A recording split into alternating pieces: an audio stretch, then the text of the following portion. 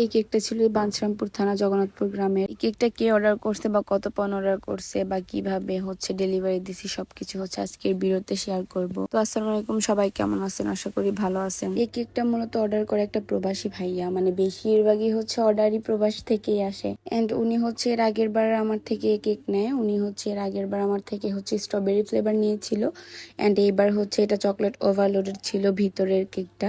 এটা ছিল 1 পাউন্ডের মধ্যে। যারা হয়েছে বোঝেন 1 পাউন্ডটা কতটুকু হবে, 1 পাউন্ডটা মূলত এতটুকুই হবে।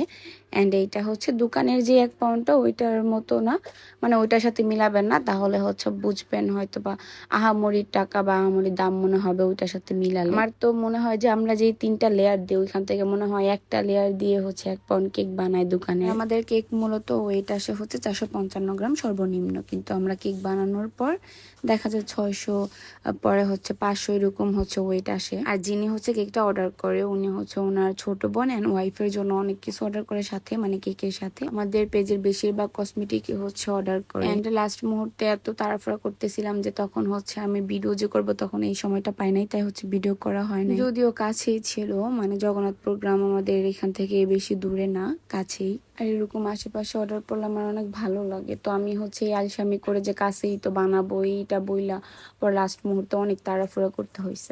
আর এইটা ছিল কেকের ফাইনাল।